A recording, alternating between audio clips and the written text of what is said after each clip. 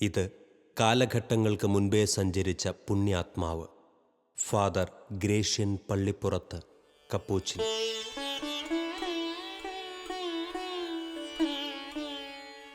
ഈശ്വര ചൈതന്യത്തെ സ്നേഹമെന്ന് നിർവചിച്ച ഗുരു. കപ്പൂച്ചിൻ സഭയുടെ ഈ വിശുദ്ധ വസ്ത്രത്തെ പ്രണയിച്ച് നൂലിഴകൾ ദ്രവിച്ചു തീരുവോളം ദാരിദ്ര്യവ്രതത്തെ ആശ്ലേഷിച്ച നസറായൻ്റെ ശിഷ്യൻ. തിരിച്ചു കൊടുക്കാൻ കഴിയില്ലെന്നറിഞ്ഞിട്ടും ഒടുവിൽ അന്ത്യയാത്രയ്ക്കായി അണിയാൻ സഹവൈദികന്റെ കാവ്യവസ്ത്രം കടം വാങ്ങേണ്ടി വന്ന പുരോഹിതൻ.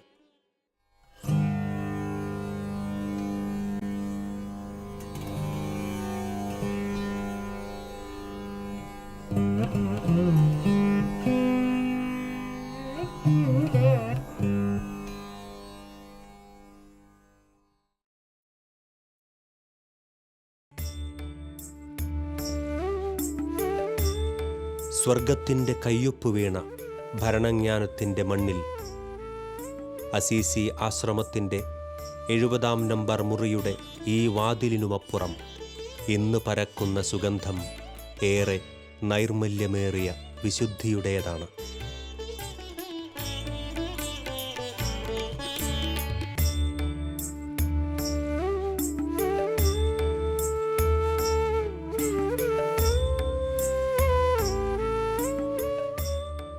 അസീസി ആശ്രമമുറ്റത്തെ ചൈതന്യമേറുന്ന കബറിടങ്ങൾക്കുമധ്യേ അനേകം പുണ്യാത്മാക്കൾക്കിടയിൽ ഗ്രേഷ്യനച്ഛൻ്റെ ചിത്രം ഇന്നും തിളങ്ങി നിൽക്കുന്നു.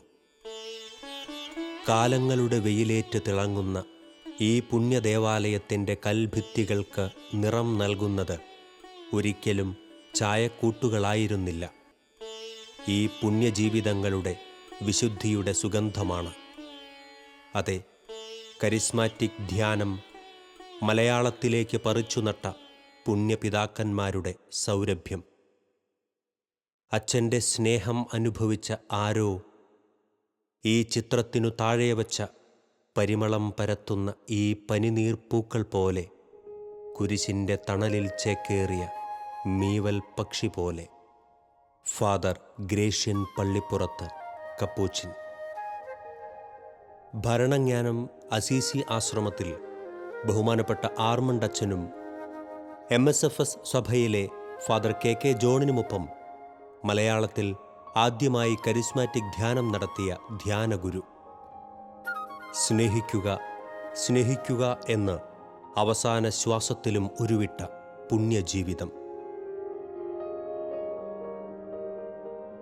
തികഞ്ഞ കപ്പൂച്ചിൻ ആധ്യാത്മികതയിൽ നിന്നും വ്യത്യസ്തമായി അതിൽ തന്നെ നിലനിന്നുകൊണ്ടുള്ള കരിസ്മാറ്റിക് ശൈലിയിൽ ജീവിതകാലം മുഴുവൻ ദൃഢമായി നിലനിന്ന പുണ്യജീവിതം.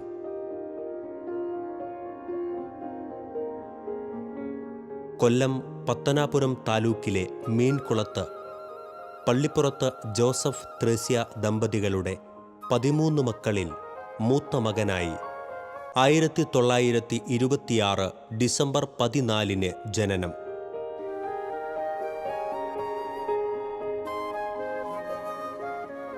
കുഞ്ഞുനാൾ മുതൽ വിശുദ്ധി ശീലിപ്പിച്ച മാതാപിതാക്കൾ. ബാല്യം മുതൽ തന്നെ ഗ്രേഷ്യനച്ഛൻ പുലർത്തിയിരുന്ന ആത്മീയ വിശുദ്ധിയെക്കുറിച്ച് സഹോദരനും വൈദികനുമായ ഫാദർ ജേക്കബ് പള്ളിപ്പുറത്ത് ഓർമ്മിക്കുന്നു. എൻ്റെ ഇച്ചാച്ചനും അമ്മയും 2 ചിറ്റപ്പന്മാരും ഒരിളയമ്മയും പരങ്ങാട്ടുപള്ളിയിൽ നിന്ന് പ്രയാണം ചെയ്ത് കൊല്ലം ജില്ലയിലുള്ള ചണ്ണപ്പേട്ട എന്ന് പറയുന്ന സ്ഥലത്ത് സെറ്റിൽ ചെയ്തവരാണ്. ഇത് ഏകദേശം 80 വർഷം മുൻപുള്ള കഥയാണ്. അവിടെ ചെന്നുള്ള ജീവിതം വളരെ വളരെ കഷ്ടപ്പാടുള്ളതായിരുന്നു. റോഡില്ല, ബസ്സില്ല, പള്ളിയില്ല, പള്ളിക്കൂടമില്ല, ചന്തയില്ല. ഏതായാലും എൻ്റെ ചാച്ചനും അമ്മയും കുടുംബം മുഴുവനും ദൈവഭക്തിയുള്ളവരായിരുന്നു. കുടുംബ പ്രാർത്ഥന ഒരിക്കലും വിടുകയില്ലായിരുന്നു. പള്ളി ഇല്ലായിരുന്നെങ്കിലും ഉള്ളിടത്ത് പോയി കുർബാന കാണുമായിരുന്നു. നോയമ്പ്, ഒരു നേരം മുത്തിയൂട്ട്, നേർച്ച, ഇങ്ങനെയുള്ളതെല്ലാം നടത്തിക്കൊണ്ടുവന്നു. 13 മക്കളുള്ളതിൽ ഞാൻ 3ാമനാണ്. ഗ്രേഷ്യനച്ഛനാണ് മൂത്തത്. ജോസഫ് എന്നായിരുന്നു ജ്ഞാനസ്നാന പേര്. പാപ്പച്ചൻ എന്നാണ് വീട്ടിൽ വിളിച്ചുകൊണ്ടിരുന്നത്. ഞങ്ങൾക്ക് ചെറുപ്പകാലം മുതൽക്കേ ഒരേ ആശയമുള്ളൂ, അച്ഛനാകണം, മിഷനറി ആകണം, ഒരുപാട് ആത്മാക്കളെ രക്ഷിക്കണം, കഴിയുമെങ്കിൽ രക്തസാക്ഷിയായിട്ട് മരിക്കണം. ഇതിൻ്റെ ഒരു ബാക്ക്ഗ്രൗണ്ട് പറഞ്ഞാൽ ഞങ്ങൾ പകലോമറ്റം പള്ളിപ്പുറം കുടുംബത്തിൽ ചേർന്നവരാണ്. ഈ പള്ളിപ്പുറം കുടുംബത്തിൽ കഴിഞ്ഞ 150 വർഷത്തേക്ക് വൈദികരില്ലായിരുന്നു. അതിനു മുമ്പുണ്ടായിരുന്നതാണ് 5-ാം മാർത്തോമ്മ, 6-ാം മാർത്തോമ്മ ബിഷപ്പന്മാർ. അവർക്ക് ശേഷം വരുന്നതാണ് ഗ്രേഷ്യനച്ചൻ. ഇത് ഞങ്ങൾക്ക് എല്ലാവർക്കും ഒരു വലിയ സന്തോഷത്തിനും അതേപ്രകാരം ദൈവത്തിന് നന്ദി പറയുന്നതിനുള്ള ഒരു സന്ദർഭമായിരുന്നു. അച്ഛന് പ്രൈമറി സ്കൂളെല്ലാം കഴിഞ്ഞിട്ട് സെൻറ്റ് ബെർഗ്മാൻസിൽ പോയി ഹൈസ്കൂളിൽ പഠിച്ചു. അവിടെ ഒരു ഈപ്പൻ അച്ഛനും ഒരു ഗ്രെഗരി അച്ഛനുമായിട്ട് പരിചയപ്പെട്ടു. അവരിൽ നിന്നാണ് ഈ ദൈവവിളിയുടെ നാളം പിന്നെയും ആളി കത്തി വന്നത്. ഇളവിന് വരുമ്പോൾ ഒരു കാര്യം മാത്രമേ പറയുള്ളൂ, നമുക്ക് എല്ലാവർക്കും അച്ഛന്മാരാകണം, നമുക്ക് എല്ലാവർക്കും കന്യാസ്ത്രീകളാകണം, നമുക്ക് ഇപ്പോൾ എല്ലാവരെയും ഒത്തിരി ആത്മാക്കളെ രക്ഷിക്കണം, നമുക്ക് മിഷണറിമാരാകണം, രക്തസാക്ഷിയാകണം. എന്നിട്ട് പുണ്യമ്മമാരുടെ കഥ പറയുമായിരുന്നു. ഫ്രാൻസിസ് സേവ്യർ, കൊച്ചുറേസ്യ പുണ്യവതി, ഫാദർ ഡേമ്യൻ, ഇവരുടെ എല്ലാം പുസ്തകം അവിടെ നിന്ന് കൊണ്ടുവരുമായിരുന്നു. ഇങ്ങനെ പറമ്പിലോട്ടൊക്കെ ഇറങ്ങുമ്പോഴത്തേക്കും നമ്മൾ ഒരുപാട് പ്രായശ്ചിത്തം ചെയ്യണമല്ലോ. പ്രായശ്ചിത്തം ചെയ്യണമെങ്കിൽ കാഞ്ഞിരത്തിൻ്റെ ഇല തിന്നണം, ഇങ്ങനെ കയ്പുള്ളതെല്ലാം തിന്നണം. മുട്ട നിൽക്കണമെങ്കിൽ ചരൽ ഇട്ടുകൊണ്ടിട്ട് മുട്ട നിൽക്കണം. തൊട്ടാവാടി മുള്ളുള്ളതാണ്, അതിൻ്റെ വള്ളിയെല്ലാം പറിച്ച് തലയിൽ കെട്ടുമായിരുന്നു. ഈശോ മുൾക്കിരീടം ധരിച്ച് ഒരുപാട് സഹിച്ചില്ലായിരുന്നു. അതുകൊണ്ടാണ് നമ്മളിങ്ങനെയെല്ലാം പ്രായശ്ചിത്തം ചെയ്യണമെന്ന്. ഇത് ഞങ്ങൾക്കും വളരെ ഇഷ്ടപ്പെട്ടു. പക്ഷേ പാപ്പച്ചൻ ഒരു കുഴപ്പമുണ്ടായിരുന്നു, പൊക്കമില്ല. അതുകൊണ്ട് പുള്ളിക്ക് വലിയ മനസ്സിൽ ആധിയായിരുന്നു, എങ്ങനെയാണ് ആൾത്താരിൽ കൈയെത്തുന്നത്, പിന്നെ എങ്ങനെയാണ് കുർബാന അർപ്പിക്കുന്നത്. അതിന് ഞങ്ങൾ പറമ്പലിലോട്ട് ഇറങ്ങിയ ഉടനെ വല്ല കപ്പിലാമിൻ്റെ കമ്പ തൂങ്ങും. എന്നിട്ട് ഞങ്ങളോട് പറയും കാലെ പിടിച്ച് വലിക്കാൻ പറയുമായിരുന്നു. ഇങ്ങനെയായി. ഏതായാലും കൊള്ളാം, സെമിനാരി പോകേണ്ട സമയം വന്നപ്പോഴത്തേക്ക് ഇതെല്ലാം പോയായിരുന്നു. അങ്ങനെ അച്ഛൻ കപ്പുച്ചൻ സഭയിൽ ചേർന്നു.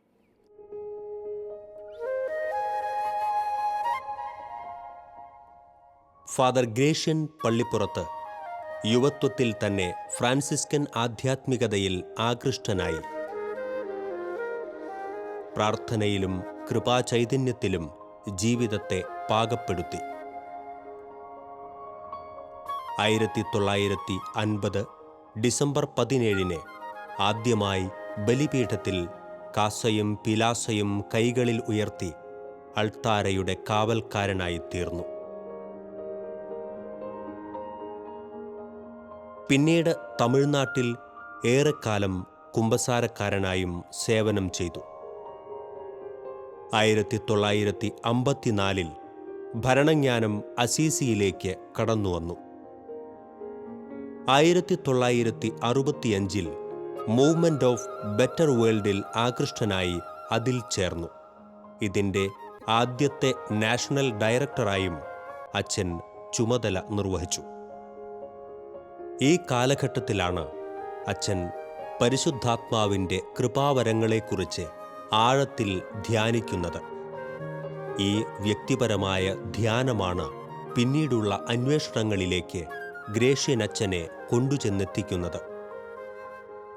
അമേരിക്കയിലെ ഡ്യൂക്കെയിൻ യൂണിവേഴ്സിറ്റിയിൽ ഇക്കാലത്താണ് യുവജനങ്ങൾ ഒത്തുകൂടി ആത്മാഭിഷേകത്താൽ നിറയുന്നതും കരിസ്മാറ്റിക് നവീകരണത്തിൻ്റെ അഗ്നിയെ തിരുസഭയിലേക്ക് ഏറ്റുവാങ്ങുന്നതും.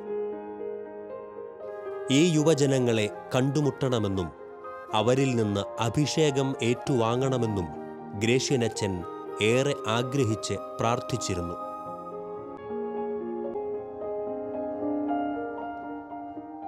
1975 ഒക്ടോബറിൽ ബീഹാറിലെ ഡോക്കോയിൽ നിന്നും സിസ്റ്റർ ലൂസിയ എഴുതിയ ഒരു കത്തിലാണ് ഫാദർ ഡാൻ നയിക്കുന്ന ഇംഗ്ലീഷിലുള്ള കരിസ്മാറ്റിക് ധ്യാനത്തെക്കുറിച്ച് ഗ്രേഷ്യനച്ചൻ അറിയുന്നത്. പിന്നീട് അവരെ തേടിയുള്ള യാത്രയായിരുന്നു. ഡോക്കോയിലെത്തിയ ഗ്രേഷ്യനച്ചൻ ഇവരോടൊപ്പം 15 ദിവസം പ്രാർത്ഥനയിൽ ചിലവഴിക്കുകയും ഫാദർ ഡാനിൽ നിന്നും സിസ്റ്റർ ലൂസിയയിൽ നിന്നും കരിസ്മാറ്റിക് ജീവിതശൈലിയുടെ ദർശനങ്ങൾ സ്വീകരിക്കുകയും ചെയ്തു.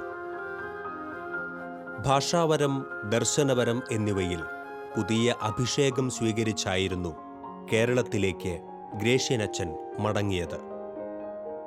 ആ അനുഭവം കേരളത്തിലെ സുഹൃത്തുക്കളായ വൈദികരോടും അൽമായരോടും അദ്ദേഹം പങ്കുവച്ചു. ഏതാനും നാളുകൾക്ക് ശേഷം കോഴിക്കോട് ക്രൈസ്റ്റ് ഹാളിൽ വച്ച് ഫാദർ ജെയിംസ് ഡിസൂസയുടെ നേതൃത്വത്തിൽ നടന്ന ആദ്യത്തെ ഇംഗ്ലീഷ് കരിസ്മാറ്റിക് ധ്യാനത്തിൽ ഗ്രേഷ്യനച്ചനും പങ്കുചേർന്നു. മലയാളത്തിൽ ഇത്തരം ഒരു ധ്യാനം നടക്കണം എന്ന് ഏറെ പ്രാർത്ഥിച്ച് ആഗ്രഹിച്ചാണ് ഗ്രേഷ്യനച്ചൻ ധ്യാനത്തിൽ നിന്നും മടങ്ങിയത്. പിന്നീട് ഈ വിവരം സുഹൃത്തും MSFS വൈദികനുമായ ഫാദർ KK ജോണിനോട് പറയുകയും ഇവർ ഒന്നിച്ച് അസീസിയിലെത്തി ആർമണ്ടച്ചനെ ധരിപ്പിക്കുകയും ചെയ്തു. അങ്ങനെ 53 അൽമായരെ ഉൾക്കൊള്ളിച്ചാണ് ഭരണജ്ഞാനം അസീസിയിൽ ആദ്യത്തെ കരിസ്മാറ്റിക് മലയാളം ധ്യാനം 1976 ഓണാവധിക്ക് സംഘടിപ്പിക്കപ്പെട്ടത്. എൻ്റെ ഇടവകയിലൊരു മിഷൻ ധ്യാനം 1953 നടക്കുന്നു. അവിടെ ആ ധ്യാനം കൂടി. അന്ന് അച്ഛൻ വീട് സന്ദർശിച്ചപ്പോൾ, ഞങ്ങളുടെ വീട് സന്ദർശിച്ചപ്പോൾ അന്നേരം എൻ്റെ അമ്മച്ചിയൊക്കെ മരിച്ച് വളരെ ദുഃഖിച്ചിരിക്കുന്ന സമയം. ആ സമയത്ത് അച്ഛൻ എന്നോട് പറഞ്ഞു, ഈ ലോകത്തിലുള്ള അമ്മയെല്ലാം മരിച്ചു പോകും, പരിശുദ്ധ അമ്മയായിട്ട് സ്വീകരിച്ചോണം. അന്നേരം ഒരു കുഴപ്പമില്ല, നമ്മളെ കാത്തു പരിപാലിച്ചോളൂ, അമ്മയുടെ മടിയിലാണെന്ന് ഓർത്തുകൊണ്ട് എൻ്റെ പ്രവർത്തനം നടത്തും, അമ്മ സഹായിച്ചോളൂ എന്ന് പറഞ്ഞു. അതുപോലെ അച്ഛന് വേണ്ട ഉപദേശവും നിർദ്ദേശവും തന്നോളാം എന്നൊരു വാക്ക് തന്നു. അന്ന് അവിടെ മഠത്തിൽ കുമ്പസാരിപ്പിക്കാനും മാസധ്യാനത്തിനുമായിട്ട് വരുമ്പം അച്ഛൻ്റെ അടുത്ത് ഞാൻ പോവുകയും പിന്നെ അവിടെ ചെന്ന് ഉപദേശം തേടുകയും കുമ്പസാരിക്കുകയും ചെയ്തുകൊണ്ടിരുന്നു. ഞാൻ 3 സഭ ആയതുകൊണ്ട് എനിക്ക് ഇവിടെ വരികയും അസിസി വരേണ്ടതായിട്ട് വരുന്നുണ്ടായിരുന്നു. അച്ഛൻ പറഞ്ഞു വേണ്ട ഉപദേശങ്ങളൊക്കെ ഇവിടെ വന്ന് സ്വീകരിക്കാനുള്ള അനുഗ്രഹം തന്നു. പിന്നെ ഞാൻ തുടർച്ചയായിട്ട് അവിടെ പ്രാർത്ഥനയ്ക്കുകയോ വരുന്നു. അത് കഴിഞ്ഞ് പിന്നെ ഈ ഏകാന്തധ്യാനം ഞാൻ കൂടുമായിരുന്നു. കൂടുമ്പോൾ അച്ഛൻ പ്രോത്സാഹിപ്പിച്ചിരുന്നു. പിന്നെ ആയപ്പോഴും എന്നോട് പറഞ്ഞു, ഈ ആണ്ടിൽ ഏകാന്ത ധ്യാനം ഇല്ല, കരിസ്മാറ്റിക് ധ്യാനം കൂടിക്കോളാൻ എന്നോട് പറഞ്ഞു. അതനുസരിച്ച് എനിക്കത് ഇഷ്ടമില്ലായിരുന്നു, എങ്കിലും അച്ഛൻ്റെ വാക്കുകൾ അനുസരിച്ച് ഞാൻ കരിസ്മാറ്റിക് ധ്യാനം കൂടി അന്ന് തുടങ്ങി പ്രാർത്ഥനയിലും ഇവിടെ സഹായിക്കാനും എപ്പോഴും വന്നുകൊണ്ടിരുന്നു. ഇവിടെ തന്നെ ആയിരുന്നുകൊണ്ട് ഇവിടെ അച്ഛൻ 10 കൊല്ലം ഇവിടെ ഇല്ലാതിരുന്നുള്ളൂ. ആദ്യത്തെ ധ്യാനം കഴിഞ്ഞിട്ട് അച്ഛൻ 10 കൊല്ലം ഇവിടുന്ന് പോയി. അത് കഴിഞ്ഞ് പുറത്തൊക്കെ ധ്യാനിപ്പിക്കാൻ പോയച്ച് നാട് കാണി 10 കൊല്ലം കഴിഞ്ഞപ്പോൾ തിരിച്ച് 90 ഇവിടെ വരുന്നു. അന്ന് തുടങ്ങി ഇവിടെ അച്ഛൻ്റെ അടുത്ത് ഞാനും ഇവിടെ വരും. 90 മുതൽ 2011 വരെ ഇവിടെ ഈ കസേരയിൽ തന്നെ ഇരുന്നു.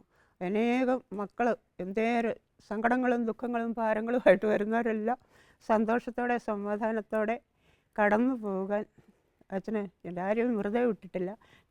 എല്ലാ തരത്തിലും അച്ഛൻ സാമ്പത്തികമായി ബുദ്ധിമുട്ടുന്നുണ്ട്, അവരെ സഹായിക്കാൻ അച്ഛന് പൈസയില്ലെങ്കിൽ മറ്റുള്ളവരോട് ചോദിച്ച് വാങ്ങിച്ച് കൊടുത്ത് സഹായിക്കുമായിരുന്നു. അങ്ങനെ അങ്ങ് പോയി. പിന്നെ 2011 അച്ഛൻ ആശ്രമത്തിലേക്ക് പോയപ്പം അച്ഛന് വിഷമമായിരുന്നു, പോകാൻ ഇഷ്ടമില്ലായിരുന്നു. എന്നിലും പോയി.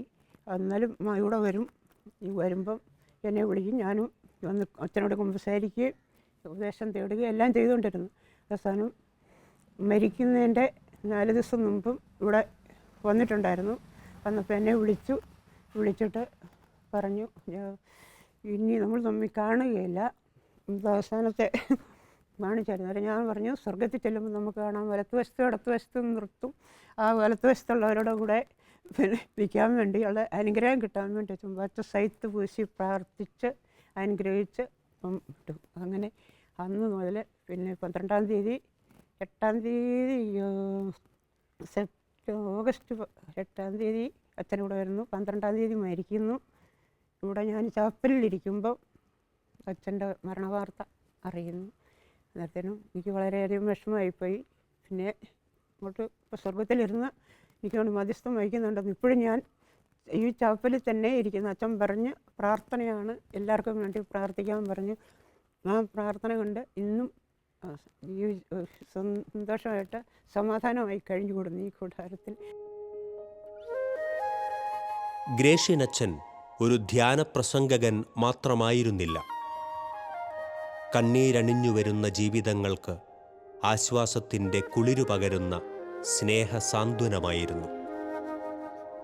വിശുദ്ധിയിൽ വളരുക എന്ന നിയമമാണ് സ്വർഗത്തിൻ്റെ നിയമം എന്ന് പഠിപ്പിക്കുവാൻ വില കൊടുത്ത ഇടയനായിരുന്നു അദ്ദേഹം. എല്ലാവരെയും സ്നേഹിക്കുക, സ്നേഹിക്കുക എന്ന ദൈവിക നിയമം പാലിക്കുക, ഇതായിരുന്നു ഈ വൈദികൻ്റെ ജീവിതശൈലി. ഗ്രേഷ്യനച്ഛൻ സദാ പ്രാർത്ഥിക്കും. പ്രാർത്ഥിക്കാതെ ഒരു കാര്യത്തിനും ഇറങ്ങത്തില്ല. മനസ്സിൽ എന്ത് തോന്നുന്നോ അത് ഉടനെ പോയി അൾത്താരയ്ക്ക് മുമ്പിലിരുന്ന് കൈ വിരിച്ചു പിടിച്ച് പ്രാർത്ഥിക്കും. പിന്നെ എപ്പോഴും പറയും, രാത്രിയുടെ യാമങ്ങളിലെ പ്രാർത്ഥന ദൈവത്തെ പ്രസാദിപ്പിക്കും. രാത്രിയുടെ യാമങ്ങളിൽ 3 മണിക്ക് എഴുന്നേറ്റ് അച്ഛൻ പ്രാർത്ഥിക്കും. അത് കേട്ടപ്പോൾ എൻ്റെ ഹൃദയത്തിൽ 3 മണിക്ക് എഴുന്നേൽക്കണം. ഉച്ച കഴിഞ്ഞ് 3 മണിക്കും അതുപോലെ തന്നെ അച്ഛൻ ജപമാല ചൊല്ലി പ്രാർത്ഥിക്കും. അപ്പോൾ അച്ഛൻ പറയും, ഈശോയെ അനുഗ്രഹിക്കണമേ, മാതാവേ കനിയണമേ എന്ന് നീ പ്രാർത്ഥിച്ചു. ആ ഒരു വലിയ പ്രാർത്ഥന, ഒരു നമസ്കാരം എൻ്റെ ഹൃദയത്തെ ഒത്തിരി സ്പർശിച്ചിട്ടുണ്ട്. അച്ഛൻ എപ്പോൾ പറഞ്ഞാലും പറയും, ഈശോ അനുഗ്രഹിക്കും, ഈശോ സ്നേഹമാണ്, ഈ ലോകത്തിൽ നിനക്ക് ഒരു ജോലിയെ തന്നിട്ടുള്ളൂ, സ്നേഹിക്കുക.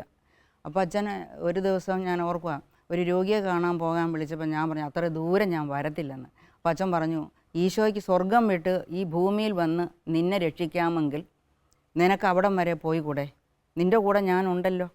അങ്ങനെ പോയി രോഗികളെ എത്ര മൈലുകൾ അക്കരെ പോയും അച്ഛൻ രോഗികളെ കാണുകയും അവർക്ക് എല്ലാവിധ ആവശ്യങ്ങളും അച്ഛൻ സാധിച്ചു കൊടുക്കുകയും ചെയ്യും. അല്ലാതെ ആത്മീയമായ വളർച്ച മാത്രമല്ല, അവരുടെ മനസ്സിനെ സ്വാന്തനപ്പെടുത്തും, അവരുടെ ശാരീരിക ആവശ്യങ്ങളെയും എടുത്തും, അവരുടെ കുടുംബത്തിൽ എന്തെങ്കിലുമൊക്കെ ആവശ്യമുണ്ടെങ്കിൽ അത്തരം അനുഭവങ്ങൾ ഒത്തിരി എനിക്ക് സ്വന്തമായിട്ടും കിട്ടിയിട്ടുണ്ട്. പിന്നെ ശരിക്കും ഒരപ്പൻ എങ്ങനെ മക്കളെ കൊണ്ട് നടക്കുന്നതും അവരുടെ കാര്യങ്ങളിൽ ശ്രദ്ധിക്കുന്നതും, അങ്ങനെ ശ്രദ്ധിക്കാനുള്ളൊരു കഴിവ് ഭയങ്കരമായിരുന്നു. ആ കൂട്ടത്തിൽ വചനം പറഞ്ഞു തരും, വചനം വായിക്ക്, വചനം എന്താ പറയുന്നത്, അങ്ങനെ വചനപ്രകാരമേ ഉള്ളൂ അച്ഛൻ മുന്നോട്ട് കൊണ്ടുപോകുള്ളൂ. അങ്ങനെ ഇരിക്കുമ്പോഴാണ് ഒരു പ്രാവശ്യം പറഞ്ഞു, നമുക്ക് വിദേശ രാജ്യങ്ങളിൽ പോയി ശുശ്രൂഷ ചെയ്യണമെന്ന്. ഞാൻ പറഞ്ഞ്, എനിക്ക് 10 ക്ലാസ് പോലും പഠിത്തമില്ല, ഞാൻ എങ്ങനെ പോരാനാ, അതൊക്കെ ദൈവം നമ്മളെ കൊണ്ടുപോയിരിക്കും, നീ ഒന്ന് വിട്ടുകൊടുക്ക്. അങ്ങനെ എനിക്ക് പല വിദേശ രാജ്യങ്ങളിൽ പലവട്ടം പോകാൻ, അന്നേരമൊക്കെ ശരിക്കും ഞാൻ എൻ്റെ ചാച്ചൻ്റെ സ്നേഹത്തേക്കാൾ കൂടുതൽ അനുഭവിച്ചത് ഗ്രേഷ്യനച്ഛൻ്റെ സ്നേഹമാണ്. എന്നെ എന്തോ ഒരു ശ്രദ്ധയായിരുന്നു ചോദിച്ചാൽ രാവും പകലും ഞാൻ കഴിച്ചോ എന്ന് അന്വേഷിക്കാതെ അച്ഛൻ ഒന്നും ചെയ്യുകയില്ല. അച്ഛൻ ടോക്കിന് പോയാൽ ഓടി വന്നിട്ട് തിരിച്ചു ചോദിക്കണം, കഴിച്ചോ, കുടിച്ചോ. അങ്ങനെ ആ മാതാപിതാക്കളുടെ സ്നേഹം വാസ്തവത്തിൽ ഞാൻ അനുഭവിച്ചത് അങ്ങനെയാണ്. പിന്നെ എല്ലാ ആഴ്ചയിലും വരുമ്പം ഇങ്ങനെ പറയും, ഈ ആഴ്ചയിലെല്ലാം ഈശോയായിട്ട് മിണ്ടിയതും ഈശോ നിന്നോട് പറഞ്ഞതുമൊക്കെ ഒന്ന് പറഞ്ഞേ. അങ്ങനെ നമ്മുടെ പ്രാർത്ഥനയിൽ കിട്ടുന്ന ദർശനങ്ങളും നമ്മുടെ ഉൾക്കാഴ്ചകളും നമ്മുടെ മനസ്സിൽ ഈശോ പറഞ്ഞു തരുന്നതൊക്കെ അറിയാൻ ഭയങ്കര താല്പര്യമാണ്. അപ്പോൾ എപ്പോഴും പറഞ്ഞതാ, ഒരു ജോലിയേ ഉള്ളൂ, സ്നേഹിക്കുക. ആ സ്നേഹത്തിന് വേണ്ടി അച്ഛൻ ഇങ്ങനെ ജീവിതം ചെലവഴിച്ചു എന്നുള്ളത് സത്യമാണ്. ഞാൻ ലാസ്റ്റ് കണ്ടത് മരിക്കുന്നതിൻ്റെ 8 ദിവസം മുൻപാണ്. അന്ന് ഞാൻ വന്നപ്പോൾ, ഞാൻ എന്നും വരുമ്പോൾ ഞാൻ താഴെ ആശ്രമത്തിൽ ചെന്ന് കാണും, ഞാൻ കുമ്പസാരിക്കും. അന്ന് ഞാൻ വന്നപ്പോഴും ചോദിച്ചു, എന്നെ കുമ്പസാരിക്കണ്ടേ, വേണം. കാപ്പി കുടിച്ചുകൊണ്ടിരുന്ന അവിടെ വെച്ചിട്ട് കൈ കഴുകുമെന്ന് എന്നെ കുമ്പസാരിപ്പിച്ചു. അന്ന് പറഞ്ഞ വാക്കാണ് ഞാൻ എന്നും കുമ്പസാരം കഴിയുമ്പം പറയുന്നത്, ഈശോയെ എൻ്റെ സർവ്വസ്വമേ സമസ്തവും അങ്ങേ പ്രതി. അതെൻ്റെ ജീവിതത്തിൽ ഇപ്പോൾ ചലനം ഉണ്ടാക്കുന്നുണ്ട്. ഈശോയെ എൻ്റെ സർവ്വസ്വമേ സമസ്തവും അങ്ങേ പ്രതി. ഞാൻ അത് പറഞ്ഞ് എന്നും അച്ഛനെയും കൂട്ടി കുമ്പസാരിക്കുക. ഇപ്പം 1978 കരിസ്മാറ്റിക് മുന്നേറ്റത്തിന് കേരളത്തിൽ ഒരു സർവീസ് ടീം വേണമെന്നും സ്നേഹ ശുശ്രൂഷ എന്നതാകണം നിയമം എന്നുമുള്ള ആശയം നൽകി KST എന്ന കൂട്ടായ്മ രൂപീകരിക്കാൻ വേണ്ട നിർദ്ദേശങ്ങൾ അന്നത്തെ അൽമായ നേതൃത്വത്തിന് നൽകിയതും ഗ്രേഷ്യനച്ഛൻ തന്നെയായിരുന്നു. 1976 ഗ്രേഷ്യനച്ഛൻ ആശ്രമത്തിലെ തിരക്കുകളിൽ നിന്നും വിട്ട് ഇടുക്കിയിലെ നാടുകാണിയിൽ ശാന്തിനികേതൻ എന്ന ഓലമേഞ്ഞ കുടിൽ കിട്ടി പ്രാർത്ഥനാ ചൈതന്യത്തിലേക്ക് ഉൾവലിഞ്ഞു. നീ സ്വർഗത്തിൽ പോകുമോ എന്നാണ് ഏവരോടും അച്ഛൻ ചോദിച്ചിരുന്നത്. 1965 ഒക്ടോബറിൽ റോമിൽ ബെറ്റർ വേൾഡിൻ്റെ 3 മാസത്തെ പരിശീലനത്തിന് ചെന്നപ്പോൾ അവിടെ വച്ച് പഞ്ചക്ഷതധാരിയായ വിശുദ്ധ പാദ്രെ പിയോയെ കണ്ടുമുട്ടിയതും ഭരണജ്ഞാനം അസീസി എന്ന ആത്മീയ ആശുപത്രിയെക്കുറിച്ച് സംസാരിച്ച് അനുഗ്രഹം മേടിച്ചതും പഞ്ചക്ഷതം ദർശിച്ചതും ഉപദേശങ്ങൾ സ്വീകരിച്ചതുമെല്ലാം മരണം വരെ നിറമുള്ള ഓർമ്മകളായി ഗ്രേഷ്യനച്ചൻ മനസ്സിൽ സൂക്ഷിച്ചിരുന്നു. ആത്മീയ ചികിത്സ എന്നാണ് ശുശ്രൂഷകളെ അച്ഛൻ കണ്ടിരുന്നത്. തൻ്റെ അടുത്തു വരുന്നവർക്ക് ആത്മീയോപദേശങ്ങൾ അടങ്ങുന്ന ചെറിയ പുസ്തകങ്ങളായിരുന്നു അച്ഛൻ നൽകിയിരുന്നത്. 1992 മുതൽ ഗ്രേഷ്യനച്ചനെ പരിചയമുണ്ടായിരുന്നു. 94 ഞാനിവിടെ ഓഫീസിൽ വരികയും ഗ്രേഷ്യനച്ചൻ്റെ അടുത്ത മുറി തന്നെയാണ് ഓഫീസ്. അവിടെ ഞങ്ങൾ പകൽ മിക്കവാറും ഗ്രേഷ്യനച്ചനെ കാണുകയും അങ്ങോട്ടും ഇങ്ങോട്ടും ഞങ്ങൾ എപ്പോഴും കണ്ടുകൊണ്ടിരുന്നു. പിന്നെ അച്ഛനൊരു വലിയൊരു പുസ്തകപ്രേമിയായിരുന്നു. പുസ്തകം ധാരാളം വായിക്കുകയും പുസ്തകങ്ങൾ ഇവിടെ കൊണ്ടുവന്ന് ഞങ്ങളെ ഏൽപ്പിക്കുകയും അച്ഛനൊരു സ്വകാര്യ ലൈബ്രറി തന്നെ ഉണ്ടായിരുന്നു. ഒരു സുഹൃത്ത് വലയുണ്ട് അച്ഛന്, വലുതായ ഒരു സുഹൃത്ത് വലയുണ്ട്. എല്ലാവരെയും ഈ പുസ്തകങ്ങൾ കൊടുത്തു വിടും. എന്നിട്ട് അത് വന്ന് തിരിച്ച് മേടിക്കുകയും ചെയ്തിരുന്നു. ദശമൂലാരിഷ്ടം രാവിലെയും വൈകിട്ടും വായിക്കുക. ജീരകാരിഷ്ടം രാത്രിയിൽ വായിക്കുക. ഇതായിരുന്നു അച്ഛൻ്റെ ചികിത്സാരീതി. വചനമായിരുന്നു ഔഷധം. അവസാന വർഷങ്ങൾ വീണ്ടും അസീസി ആശ്രമത്തിൻ്റെ ഈ 70-ാം നമ്പർ മുറിയിലായിരുന്നു അച്ഛൻ താമസിച്ചിരുന്നത്.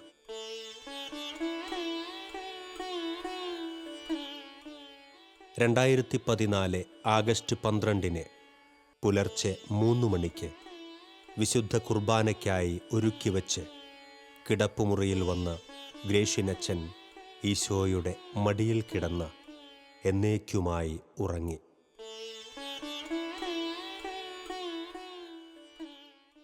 എൺപത്തിയെട്ട് വർഷങ്ങൾ നീണ്ട വിശുദ്ധിയുടെ പരിമളം അങ്ങനെ നിത്യസമ്മാനത്തിനായി വിളിക്കപ്പെട്ടു. ഭരണജ്ഞാനം അസീസിയുടെ ആശ്രമപ്പള്ളിയിൽ ആയിരങ്ങൾ ഒത്തുകൂടി. സമീപത്തെ പൂക്കടകളിലെ പൂക്കളെല്ലാം തീർന്നുപോയി.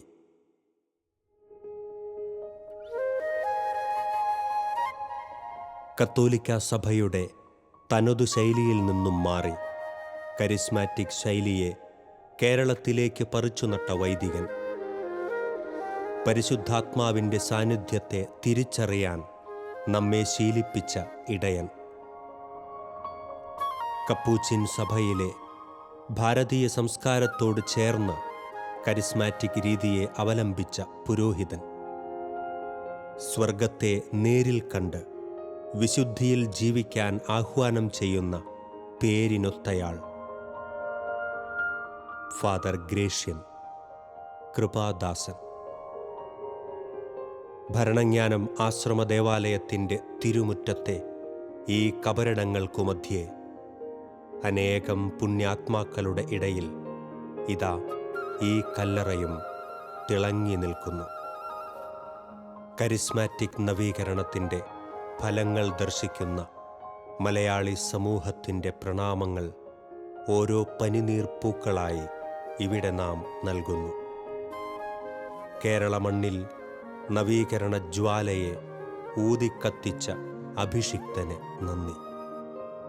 സ്വർഗം വരച്ച ഈ ജീവിത ചിത്രത്തിന് നന്ദി.